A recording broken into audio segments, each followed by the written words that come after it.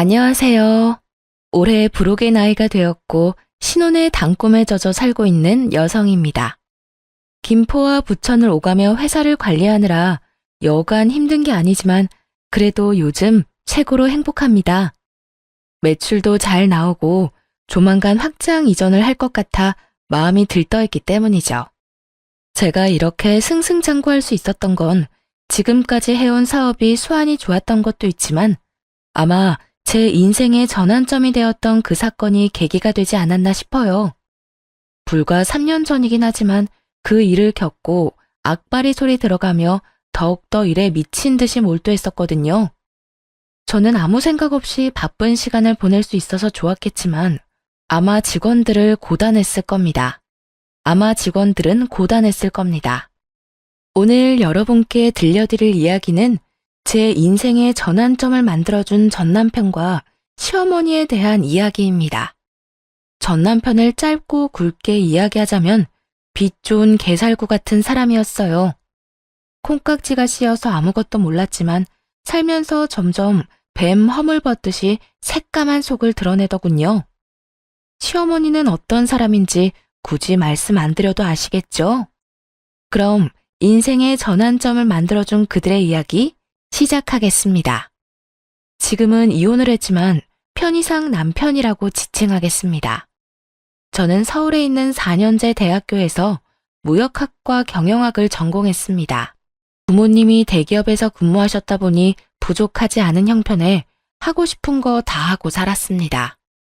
민정아, 너는 누굴 닮아서 그렇게 유별난다냐? 대학도 그 정도면 네가 골라서 취직할 수 있는데 왜 사서 고생을 하려 해? 아빠, 그래도 인생 살면서 하고 싶은 일 한 번쯤은 해봐야죠.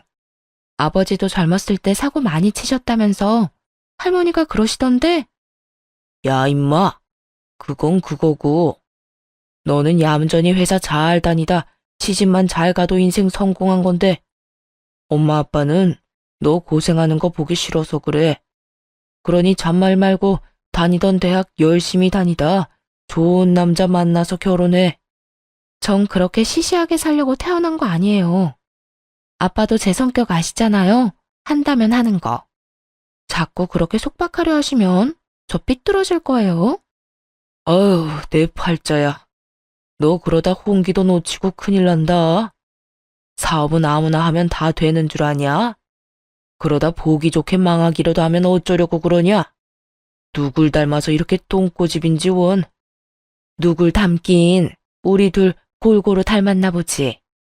우리 젊었을 때 딱 그 모습이구먼. 이왕 하는 거 한번 믿어나 봅시다. 뒤에서 3등 하던 애가 내가 자극 줘서 이렇게 좋은 대학 떡하니 간 거 봐요.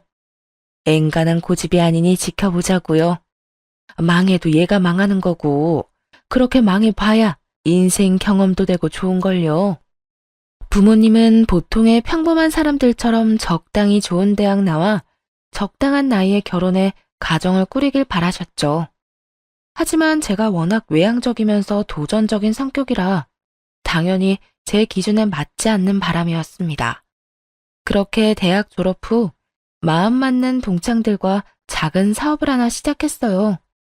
제가 좀 특이하게 창업 동아리 활동을 했었는데 거기서 마음 맞는 선후배들과 물류 보관 및 유통 사업을 시작하게 된 거죠. 여자가 사업을 한다니 주변에서 우려의 말도 많았고 무엇보다 집안의 반대가 심했습니다. 그래도 자식 이기는 부모 없다고 사업 미천이라며 결혼 자금으로 모아두셨던 돈 5천만 원을 건네주셨어요. 제가 노력해서 성공한 모습을 보여드리면 되겠지 싶어 3년 동안 이리저리 발로 뛰며 일했고 그 결과 짧은 기간에 좋은 투자처도 얻고 여러 기업과 업무 협약도 맺으며 연매출 30억이 넘는 회사로 거듭나게 되었습니다. 솔직히 일반 회사 다니면서 연봉 1억 받기도 힘든데 연매출 30억이면 정말 대단한 거 아닌가요? 물론 모든 게 제 몫은 아니었지만 확실한 성과를 보여드리니 부모님이 정말 기특해 하셨습니다. 아참, 선배 지난번에 혈액원이랑 업무 협약 이야기 나온 건 어떻게 됐어? 물류보관 창고 새로 짓고 냉동고랑 냉장 시스템 새로 들인 보람이 있어야 할 텐데. 다행히 긍정적인 반응이더라.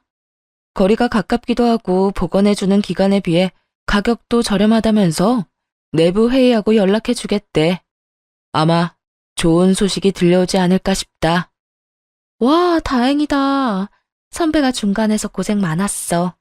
그 계약 성사하면 대박인 건데. 말 나온 김에 오늘 곱창에 소주 어때? 나야 좋지. 오늘 일 마무리하고 바로 가자. 오래간만에 기름칠 하겠구만. 스스로 무언가를 일궈냈다는 것에 큰 흥미와 성취감을 느껴 사업에만 몰두하며 지내니 10년이라는 세월이 훌쩍 가더군요. 제 나이 35살이 되던 해 거래처 사장님의 소개로 남편을 만났습니다. 당시 남편은 물류센터에서 일하는 직원이었는데 성실하고 긍정적인 모습에 호감을 갖게 되었죠. 몇 번 만나 커피도 마시고 밥도 먹고 대화를 해보니 제 드센 성격도 다 받아줄 만큼 다정다감했고 푸근한 느낌이 들었어요. 그렇게 1년 정도 연애하다가 나이도 들고 하니 자연스레 결혼 이야기가 나왔습니다. 양가 부모님들 모시고 상견례도 무난히 치르고 주변에 많은 축하를 받으며 결혼식을 올렸어요. 회사 일이 워낙 바쁘다 보니 일본으로 4박 5일 일정으로 다녀오고 금방 업무를 봐야 했지만요. 아무튼 결혼 후 남편은 제가 운영하는 회사 직원으로 근무하게 되었습니다. 우리 회사가 본사는 김포였고 지방 공장은 부천과 성남에 있었는데 남편에게 부천 지점을 관리하게 했거든요. 물류센터에서 일하던 경험도 있고 그동안 봐왔던 모습을 믿고 맡겼습니다. 그런데 결혼하고 얼마 되지 않은 시점부터 남편의 행동이 조금씩 거슬리기 시작했어요. 여보, 이번에 엘사에서 나온 벨트랑 구두에 관심이 좀 가던데 혹시 그거 사도 될까? 지난번에 생일 선물로 사준 건? 그건 마음에 안 들어? 아니, 마음에 안 드는 게 아니라 나도 사람들 만나다 보면 눈치도 좀 보이고 다른 사장들은 다 번쩍인 거 하고 다니시더라고. 뭔가 나만 유행에 좀 뒤처지는 것 같아서. 유행은 무슨, 그런 거 다 거칠애잖아. 굳이 신경 쓸 필요가 있을까? 지난번에 김 사장이 나랑 골프 치러 가자고 하셔서 다녀온 적 있지? 근데 나한테 골프채 자랑을 하시는데 프랑스 다녀오시면서 1,000만 원짜리 사오셨다고 자랑하시더라고. 장갑에 무슨 모자까지 의상도 풀세트로 맞추시고 나는 그냥 인터넷에서 구매한 게 다인데 차이가 나긴 하더라. 당신 회사긴 하지만 사업한다는 사람이 중요한 자리에 나가면 아무래도 눈치가 보이지. 그래서 가끔 창피하기도 하고. 뭐 그런 거로 그래. 내가 워낙 그런 거에 신경을 안 써서 그런지는 모르겠지만 내 눈엔 다 사치야. 아무튼 당신이 그렇다면 어쩔 수 없지. 내가 준 카드로 사고 싶은 거 사. 그래도 당신 씀씀이 좀 줄일 필요 있어. 그런 거 많이 사봤자 좋을 거 없어. 제가 사업체를 운영하고 있는 터라 전반적인 경제권을 제가 갖고 있었습니다. 남편에게 공장 하나를 맡긴 뒤부터 뭔가 사치를 부리기 시작한 것 같았죠. 물론 거래처 직원들을 만나고 다니면서 외적인 부분에 대한 고민을 몰랐던 건 아닙니다. 저는 일만 제대로 하면 된다 주의여서 그런 건 나중 문제였거든요. 하지만 남편은 주변 사람들과 비교하며 자신의 처지가 좋지 않다고 신세한탄하기 일쑤였습니다. 뭐 어쩌겠어요. 그래도 남편 기죽어 다니지 말라고 남편이 하고 싶은 대로 하게 놔뒀죠.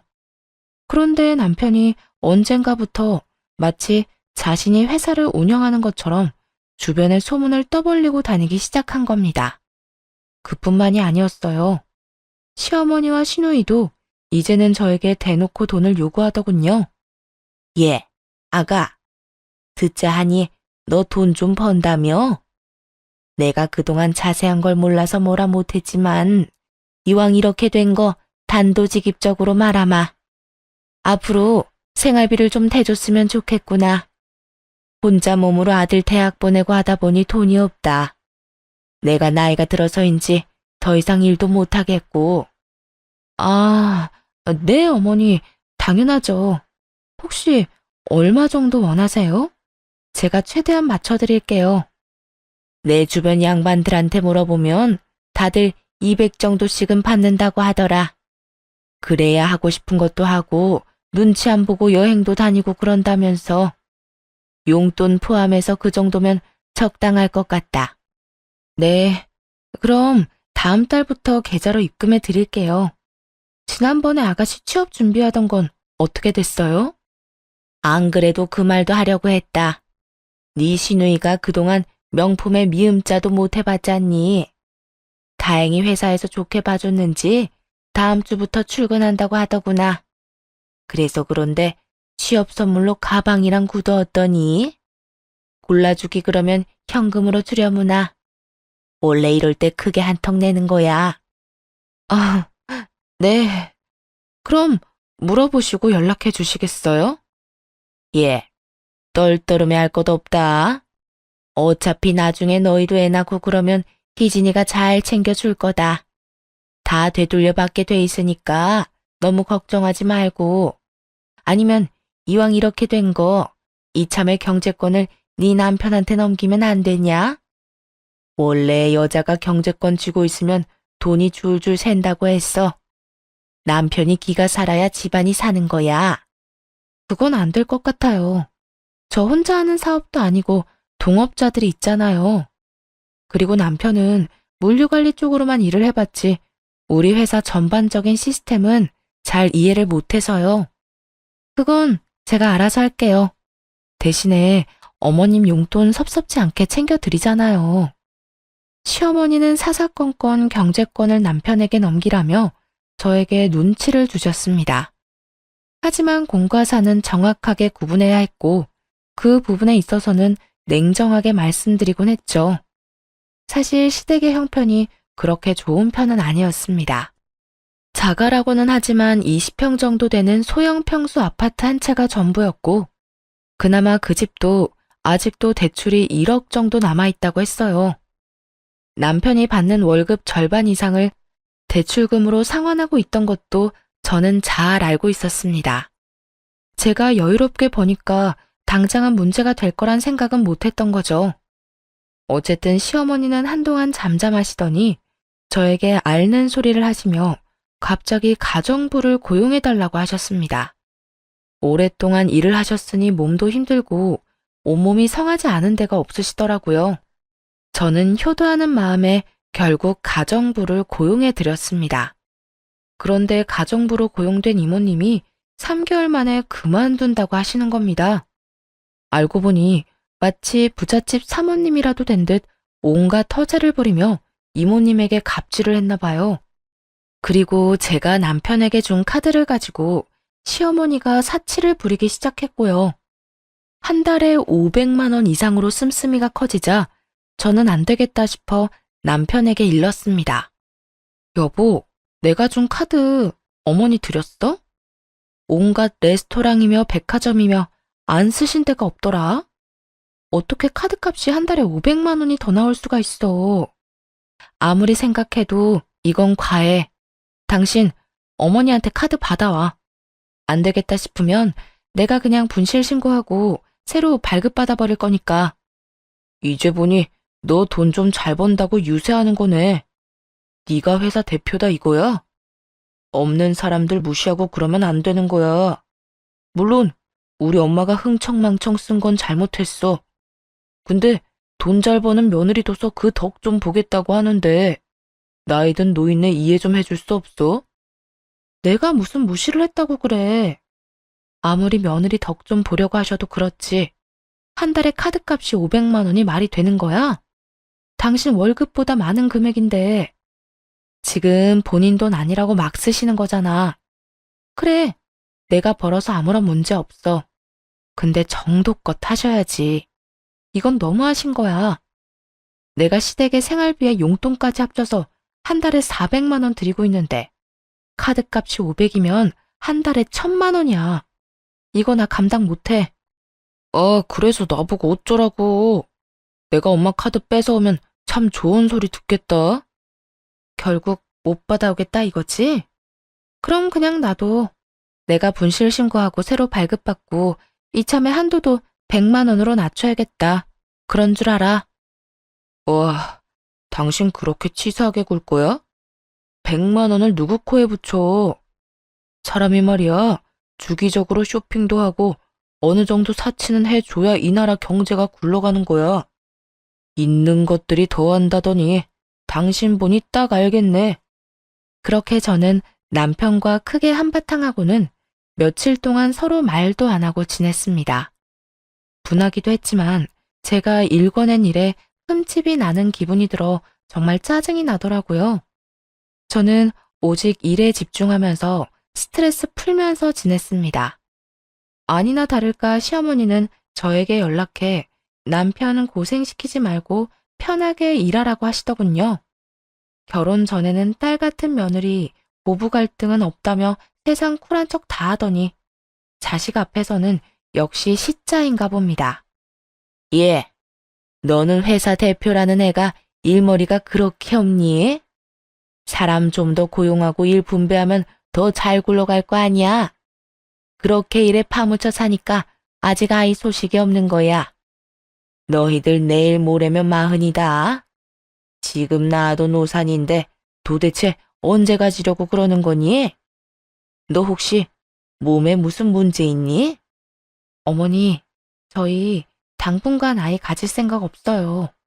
그리고 지금 둘이 사는 것만으로도 아주 행복해요. 이제 말씀드리는 거지만 남편이랑 저 딩크족으로 살기로 했어요. 딩크족? 그게 뭐냐? 쉬운 말로 해라. 말 그대로 아이 안 갖고 저희끼리 사는 거예요. 나중에라도 생각이 바뀌면 말씀드릴게요. 하지만 지금은 이대로가 좋네요. 남편도 동의한 내용이니 더 이상 아이 문제는 논하지 않았으면 합니다. 시어머니는 기가 막히셨는지 잔뜩 삐치셔서는 제 연락도 안 받고 저한테 연락도 안 하더라고요. 그렇게 한 달 정도의 시간이 흘렀을까요? 남동생이 갑작스레 교통사고를 당해 큰 수술을 받게 된 것입니다. 재활치료를 받아야 할 정도로 상태가 좋지 않았죠. 남동생은 결혼을 해서 아이들이 있는데 회사 출근도 못하고 병원에 꼼짝없이 1년 이상을 갇혀 지내야 하는 상황에 암담했습니다. 그리고 아무리 금전적인 여유가 있어도 1년 동안 병원비와 생활비는 어마어마하더군요. 결국 남동생의 병원비와 생활비를 주기 위해 현금을 써야 해서 제 명의로 들어둔 적금을 해약해야 했습니다. 은행에 들러 이리저리 알아보니 정말 기가 막히더라고요. 3억 정도 들어있어야 할 통장에 잔고가 0원인 겁니다. 저는 바로 남편에게 전화해서 따졌습니다. 여보, 나 은행이거든? 동생 입원비랑 생활비 주려고 적금 든 거 해약하려고 하는데 이거 잔액이 왜 0원이야? 당신 내 돈 빼간 거야? 내 통장인데 돈은 왜 0원이지? 그게 말이지. 사실은 나도 따로 사업을 하고 싶어서 구상한 게 있었거든. 김 사장님이 전망 있는 상품이라고 국내 주식을 알려주셨는데 내가 거기에 투자 좀 했어. 뭐? 지금 나랑 장난하자는 거야? 어떻게 나랑 한마디 상의도 없이 함부로 내 돈을 써? 나도 남자야. 남자로 태어났으면 사업 한 번은 해봐야지. 당신도 버젓이 회사 운영하는데 나라고 못해? 그리고 그깟 돈 까짓것 다시 채워 넣으면 그만이지. 되게 뭐라 그러네. 어차피 그 돈 우리 부부 위해서 쓰려고 했던 거 아니야? 부부는 일심동체라고 내가 좀 잘 돼보겠다는데 그 정도 돈은 투자해 줄 수 있는 거잖아. 일심동체 좋아하네. 야, 이 양반아. 1,000만 원, 2천만 원도 아니고 자그마치 3억이야. 넌 그게 단순 돈 몇 푼으로 보이는 거니? 그거 내가 안 입고 안 먹고 아껴서 겨우 모은 돈인데 네가 뭔데 홀라당 날려먹는 거야? 그 주식 확실한 거야? 사업 구상? 어떤 사업을 하는 건데? 내가 지금 회사 운영하는 게 무슨 애들 장난 같아? 나도 3년 동안 잠도 못 자고 굶어가면서 고생해서 일군 회사야. 당신 믿고 지점까지 맡겼는데 돌아오는 게 이런 거면 난 당신한테 실망할 수밖에 없어. 앞으로 내 회사에서 쫓겨나고 싶으면 계속 이렇게 멋대로 굴어. 그냥은 안 넘어가. 진짜 치사하다, 치사해. 남들은 마누라가 남편 기 살려주려고 애쓴다는데 어쩜 당신은 남편 기를 이렇게 죽이냐? 더럽고 치사하네, 진짜. 한참을 남편에게 따지니 남편은 되려 저에게 치사하다며 잔뜩 화를 냈습니다. 도대체 뭐가 잘못된 것이 하나도 모르겠다는 눈치더라고요. 도대체 뭐가 잘못된 건지 하나도 모르겠다는 눈치더라고요. 저는 사업을 하면서 많은 돈을 벌고 있지만 절대 허투루 쓴 적 없어요. 일정한 금액을 정해두고 생활비로 쓰고 있고 휴지 한 장 아껴가며 한 푼 두 푼 모은 소중한 돈이거든요. 그런 돈을 마음대로 써버렸으니 얼마나 짜증이 날까요? 남편은 저에게 한 소리 듣더니 잔뜩 성질을 내며 집을 나가버렸습니다. 그런데 몇 시간 뒤 시어머니한테 연락이 왔습니다.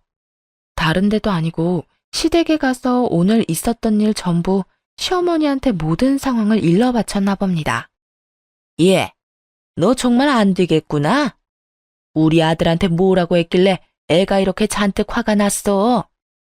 어머니, 제가 일하면서 평생 모아둔 적금 3억을요. 그이가 홀라당 다 까먹었거든요. 아무 말도 없이 써버렸다니까요. 그래도 그렇지. 너는 남편한테 할 말 못할 말 구분도 못하냐? 이럴 거면 결혼은 왜 했어? 사람이 실수도 하고 그러는 거지. 그리고 너도 사업해서 잘 알잖냐. 돈이야 다시 채워 넣으면 그만이잖아. 이번에 제 남동생 크게 다쳐서 병원비 많이 들었다고요. 사업도 맨날 안정적인 게 아니잖아요. 아무것도 모르시면서 제발 그이만 두둔하지 마시라고요. 어이가 없구나. 너 지금 나한테 따지는 거니? 그리고 지금 돈 번다고 유세 떠는 거야 뭐야? 어머니, 좀 착각하시는 건데요. 사업하는 사람이라고 하셨죠? 사업하는 사람은 10원, 아니 1원 단위 하나까지 다 정확하게 계산해야 하는데 어디 한번 따져볼까요? 네? 참, 내가 살다 며느리한테 이딴 취급을 받을 줄은 꿈에도 몰랐다. 너 그렇게 돈 좀 갖고 있으면 뭐라도 되는 줄 아나 본데 싹수 없게 대할 거면 우리 아들이랑 이혼해라. 나도 네 얼굴 보기 싫다. 어머니, 말씀 가려서 하세요. 저도 참는데 한계가 있다고요. 제가 조목조목 따지자 두둔하던 시어머니는 아무 말도 못하시더니 제 남동생을 걸고 넘어지더군요. 입에 담지도 못할 악담을 퍼부어대시며 온갖 욕을 하셨습니다. 그 뒤로 저는 안 되겠다 싶어 시댁과 거리를 두고 살기로 했어요. 남편은 3일 동안 시댁에서 먹고 자고 하더니 쭈뼛쭈뼛 신혼집으로 돌아왔습니다. 그런 남편에게 한 번만 더 금전적인 문제를 일으키면 바로 이혼이라고 못 박아두었어요. 남동생은 수술을 끝내고 열심히 재활 치료를 받았습니다. 걷지 못할 수도 있는 상황이었지만 결국 극복해냈고 조금씩 회복하게 되었죠. 다리에 보조기를 차고 있어야 했지만 다시 회사에 근무할 수 있을 정도로 건강을 되찾았습니다. 어느 정도 시간이 지나고 회사의 재정 상태를 점검하게 됐습니다. 1년에 한 번 정도 분야를 나눠서 전체적인 점검을 실시하는데 최근에 돈 문제도 있고 재정 분야에 좀 더 집중했어요. 표면적으로는 아무런 문제가 없지만 자꾸 금액도 안 맞고 매출 대비 배송된 물건도 적거나 없더라고요. 특히 남편이 관리하던 지점에 뭔가 석연찮은 부분을 발견했습니다. 며칠 밤을 새우며 서류를 일일이 대조해보고 몇 번이고 직접 눈으로 확인했는데 믿지 못할 결과가 나오더군요. 알고 보니 남편이 알게 모르게 회사 돈을 횡령하고 있었고 거기에 시어머니도 가담한 사실을 알게 되었습니다. 가뜩이나 사치가 심했던 두 사람은 회사 돈으로 명품이나 고급 레스토랑에 다니며 온갖 사치를 부리고 있었어요. 남편이 교묘하게 영수증 처리를 하는 바람에 티가 나지 않았던 겁니다. 심지어 남편은 온라인 도박에 빠져 이미 몇 천만 원을 탕진한 뒤였죠. 어이가 없는 상황에 그대로 시댁으로 갔습니다. 남편과 시어머니는 한가롭게 TV를 보며 안주까지 차려 술 한잔하고 있더라고요. 저는 그 두 사람 얼굴에 장부와 횡령 증거를 내던지며 소리쳤습니다. 어머니, 저 다 알고 왔어요. 이거 보시고 딴 말씀 못 하시겠죠? 정확히 어머니는 3천만 원, 저 사람은 1억 2천만 원, 정확히 1억 5천만 원이네요. 당장 제 돈 돌려주세요. 다짜고짜 쳐들어와서 이게 뭐 하는 짓이야? 그리고 내가 엄마한테 용돈 좀 드린 것 가지고 너무한 거 아니야? 영수증 처리 다 했는데 뭐가 문제야? 넌 회사 돈으로 어머니 용돈 챙겨드리니? 네가 가진 돈으로 드려야 하는 게 맞지. 야, 어디 겁도 없이 내 돈도 모자라 회사 돈에도 손을 대? 너, 내가 한 번만 더 돈 문제 일으키면 가만 안 둔다고 했지? 세아가, 너도 참 너무하는구나. 어차피 나 죽으면 지금 내가 가진 거 다 물려주고 죽을 텐데 너 정말 야박한 거 아니냐? 어쩜 애가 그렇게 인색해? 우리 가족 아니니? 가족도 가족 나름이죠. 이게 무슨 가족이에요? 그리고 어머니가 가진 게 뭐가 있으시다고. 제가 매달 용돈 생활비 다 드리고 심지어 제 카드 지난번에 재발급 받은 것도 다시 뺏어가서 한도 꽉 채워서 쓰시잖아요. 도대체 뭐가 야박하다고 그러시는 거예요? 뭐가 너무한 거냐고요? 엄마한테 큰 소리 치지 마. 당신 정말 질린다. 질리는 건 나지. 당장 이번 주 내로 돈 안 돌려주면 변호사 대동해서 법적으로 대응할 거니까 그렇게 하라. 돈 앞에선 가족이고 뭐고 없어. 더군다나 이해 못할 정도로 뒷돈까지 챙긴 마당에 난 이상 봐주지 않을 거야. 각오하는 게 좋을 거야. 변호사를 선임하던 뭘 하던 알아서 해. 난 분명히 말했다. 이번 주까지 그대로 돌려놔. 저는 그대로 시댁을 나와버렸습니다. 뒤에서 어찌나 빽빽거리며 소리를 질러대는지 귀가 다 아프더군요. 시댁을 나온 뒤 미리 연락해둔 변호사 사무실에 찾아갔습니다. 남편과 시어머니 행위는 공금 횡령에 해당하기 때문에 관련 증거가 명확해야 했어요. 저는 은행에서 돈의 출처였던 회사명의 계좌와 사용 내역, 세무사를 통해 사용한 공식적으로 사용된 회사 자금 내역, 그 둘을 비교해 어긋난 부분, 남편과 시어머니의 계좌 내역을 모두 증거로 제출했습니다. 남편이 영수증 처리를 했다는 내역과 일치하지 않는 부분 또한 증거로 제출했어요. 하나에 집중하면 질릴 때까지 해버리는 저의 습관 덕분에 며칠 밤새운 보람이 있었네요. 그러고는 곧바로 이혼 소송도 함께 준비했습니다. 나 지금 이혼 소송 상담받고 오는 길이야. 당신도 잘 알겠지만 이건 그냥 넘어갈 일이 아니야. 형사 고소라도 해서 절반이던 10분의 1이던 다 받아낼 거야. 이번 주까지 돈 안 갚으면 시모와 당신 재산 가압류 걸어버릴 거고. 여보, 정말 그렇게까지 해야겠어? 지금 내가 가진 돈은 30만 원이 전부야.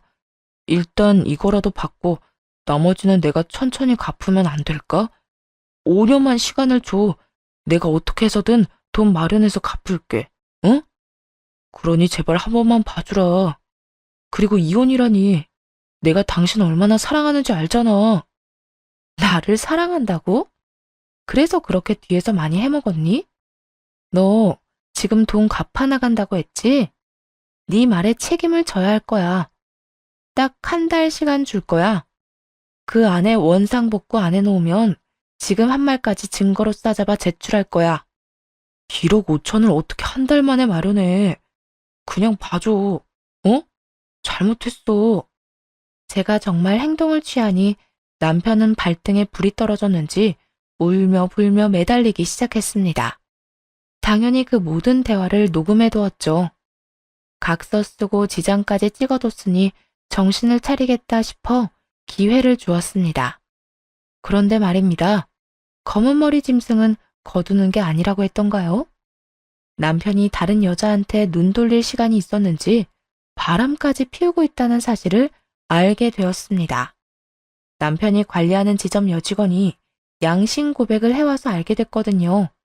격리 직원이랑 그렇고 그런 사이인데 괜히 말해서 잘릴까봐 쉬쉬하고 있는 거라며 저에게 진실을 알려줬습니다. 당연히 사진이며 동영상이며 증거도 갖고 있더라고요. 저는 좀 더 확실한 정황을 포착하기 위해 흥신소 직원 사람을 시켜 남편의 뒷조사를 했어요. 그런데 이 미친놈이 저한테 울며 불며 매달린 그날 저녁에도 내연녀랑 술을 마셨더라고요. 남편에게 지점을 맡겼을 시점부터 지금까지 계속 만나왔던 겁니다. 더 웃긴 건 남편이 횡령한 돈의 일부는 내연녀 원룸을 구하는데 전세 자금으로 썼더라고요. 네, 맞습니다. 그 내연녀와 둘만의 아지트로 사용하고 있는 곳이었죠. 사장님, 그리고 이것도 좀 아셔야 할 것 같아서요. 카페에서 웬 중년 여성분이랑 두 사람이 같이 자주 만났거든요. 근데 이게 아무래도 저는 좀 찜찜해서요. 잘은 모르는데 한번 보시라고 동영상 보내드립니다. 흥신소 직원이 따로 연락해서 건네준 동영상에는 시어머니와 남편, 내연녀의 모습이 담겨 있었어요. 그 동영상을 보고 있자니 정말 다정다감하기 그지없는 모습이더라고요. 동영상에서 들려오는 시어머니의 목소리가 저를 더 자극했습니다. 아이고, 지금 며느리는 도대체 융통성이라는 게 없다. 돈만 잘 벌면 뭐하니? 이렇게 참하고 예쁜 아가씨가 차라리 내 며느리였으면 좋겠다. 너 이참에 정리해버리고 새 출발하렴. 그 전에 이왕 뜯을 거 10억 넘게 받아내. 이혼하면서 위자료도 청구하고. 사람이 너무 화가 나면 감정을 주체하지 못해 눈물이 난다는 거 아시나요? 정말 온몸이 부들부들 떨리면서 눈물이 나는데 분하기도 하고 서럽기도 하고 5만 가지 감정이 교차하더군요.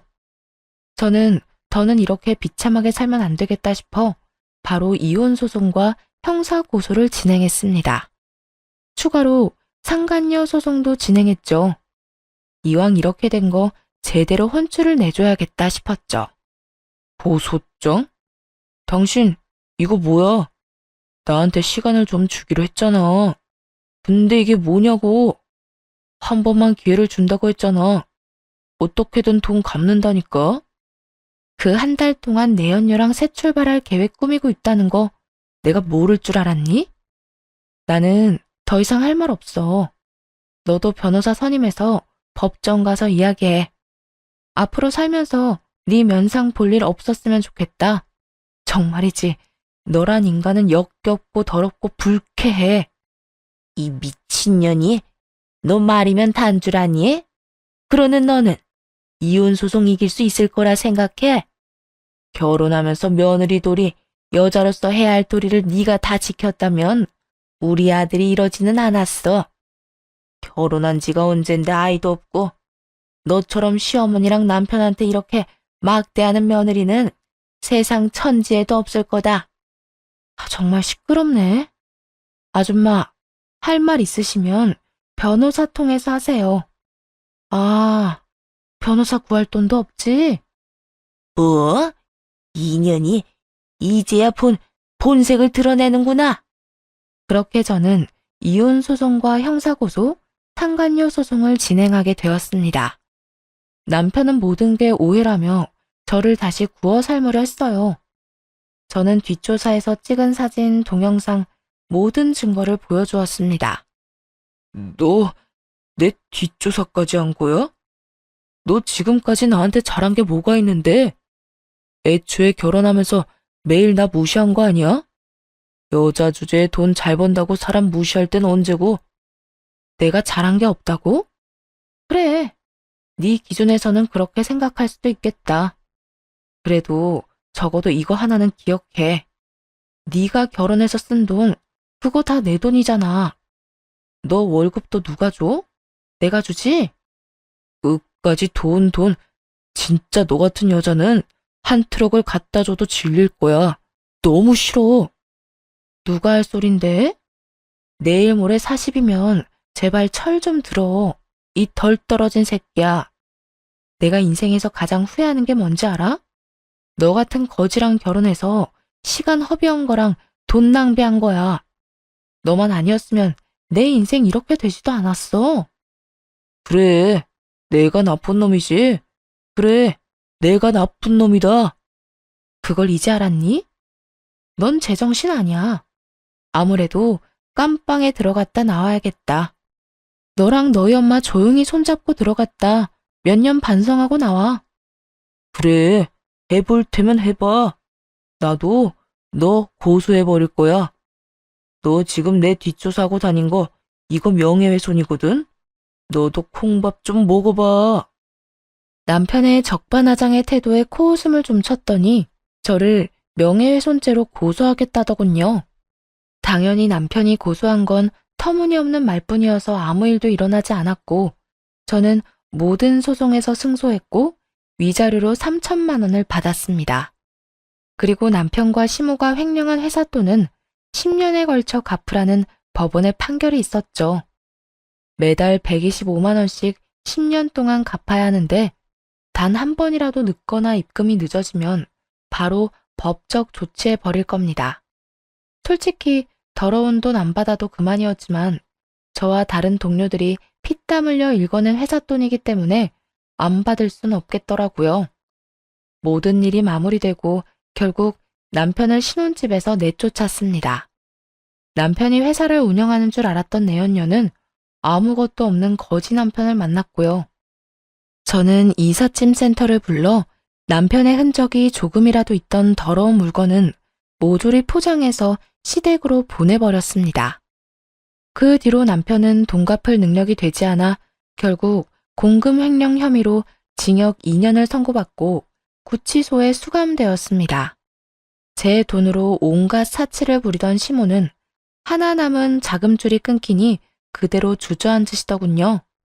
나이가 있다는 이유로 집행유예가 선고되었고 한 푼이라도 마련해야 한다며 건물 청소 일을 시작했어요. 유일한 재산이었던 집도 가압류당했고 시모와 시누이는 남편이 마련한 반지하 방으로 들어가서 살게 되었습니다. 내가 그동안 정말 잘못했다. 시누이 곧 결혼도 해야 하는데 그때까지만 봐주면 안 되겠니? 우리가 무슨 힘이 있다고. 제발 얘 시집만 무사히 보내고 내가 어떻게든 나머지 돈은 마련할 테니까 한 번만 봐주라. 응? 그렇게는 못하겠는데요. 시누이랑 결혼하려는 그 남자도 참 불쌍하네요. 처가 될 집이 사기꾼 거지 집안인 것도 모르고 저는 법원 판결 나온 대로 할 겁니다. 받을 생각도 없어요. 너 너무한 거 아니니? 조금의 정이라도 남아있다면 배려 좀 해주라. 그래도 내가 너 시어머니였는데 이런 식으로 나오면 나도 기분이 좀 그렇구나. 지금 기분 타령하실 때가 아닌 것 같은데요? 제발 말이 되는 소리를 좀 하세요. 이제 와서 제가 왜 아줌마 사정을 봐줘야 하는데요? 어차피 이제 남남이고 이 정도면 제가 인내심 끝판왕인 건데 한 번만 더 저 자극하시면 저도 가만히 안 있어요. 저한테 너무한다고 생각하지 마시고 그동안 그쪽 아들이랑 아줌마가 한 행동도 좀 살펴보시고요. 이참에 벽에 머리 박고 반성까지 하면 더 좋겠네요. 저는 며칠이고 찾아와 매달리는 시모를 오질게 대했습니다. 자꾸 며느리돌이 정 어쩌고 하시는데 제가 조금이라도 그런 게 남아있으면 이렇게 했겠어요?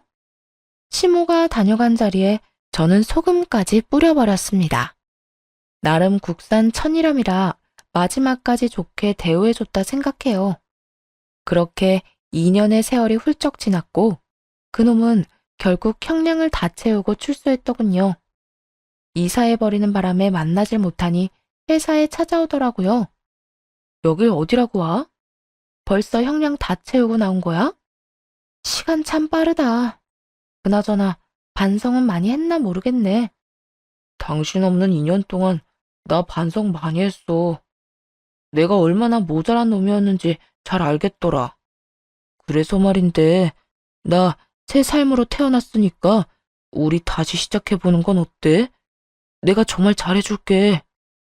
내가 미쳤니? 너 대가리에 총 맞았어? 교도소 다녀오더니 뇌가 어떻게 됐나 본데. 내가 너랑 재결합할 일은 죽어도 없을 거야. 그런 시답지 않은 말 할 거면 당장 꺼져. 앞으로 보지 말자고 내가 분명히 이야기했을 텐데. 지금 경찰 불러서 스토킹으로 한 번 더 콩밥 먹여줘? 그러지 말고 내 이야기 좀 들어봐. 내가 널 얼마나 보고 싶어 한 줄 알아? 내가 너한테 접견 신청을 얼마나 많이 했는데 그걸 다 거절해? 내게 변명할 기회는 줘야지. 지금 뭐라고 했니? 변명? 하당치도 않아. 내가 이미 기회는 여러 번 준 걸로 아는데 내가 마지막이다 생각했을 그날도 너는 그년이랑 놀아나면서 시시덕거렸어. 잊었니? 같이 웃고 떠들 땐 좋았지? 그런데 어쩌냐? 너 아무것도 없는 개털이잖아. 내가 누구 때문에 이렇게 된 건데 이게 다 너를 사랑해서야. 네가 어떻게 나한테 이래? 어디서 개가 짖니? 정신이라도 차렸으면 불쌍해서 밥값이라도 쥐어보내려 했는데 에라 아깝다. 넌 그냥 조용히 꺼져. 밥값도 아깝게 하는 재주가 있네. 다시는 보지 말자. 그놈은 자기가 많이 반성했다며 다시 잘해보자고 헛소리를 짓거리는데 경찰 불러 내쫓아 버렸습니다. 그러고는 바로 접근 금지, 통신 제한, 주소록 열람 제한을 걸어버렸어요. 정말 끈질겨도 이렇게 끈질길 수가 없었습니다. 정말 기생충이 따로 없었죠. 그렇게 한동안 잠잠하더니 아예 연락이 끊겨버렸습니다. 지금까지 아무런 소식을 들을 수 없었죠. 그저 통장에 매달 찍히는 125만 원이라는 금액을 보고 어딘가에서 잘 살아있구나 싶어요. 저는 어느 정도 마음을 추스른 뒤 회사 일에 몰두하며 지내고 있습니다. 그러다 제 밑바닥까지 모두 지켜본 회사 동료와 좋은 감정으로 지내다 얼마 전에 혼인신고를 했어요. 창업을 같이 했던 친구고 항상 제가 힘들 때 옆에서 많은 위로를 건네줬던 사람입니다. 부록의 나이가 되어보니 그동안 제가 얼마나 치열하게 살아왔는지 알겠더라고요. 그런 저를 잘 달래주고 앞으로도 함께 많은 시간을 헤쳐나갈 좋은 사람을 만나 얼마나 다행인지 모릅니다. 참 피곤하고 고단하고 다사다난했던 제 결혼 사연은 여기까지예요. 고생을 많이 해서 그런지 앞으로는 행복하고 즐거운 일만 가득했으면 좋겠습니다. 그런 의미에서 오늘은 그 친구와 오붓하게 자주 가던 고깃집에서 삼겹살에 소주 한잔 해야겠습니다. 지금까지 제 사연 들어주셔서 감사합니다.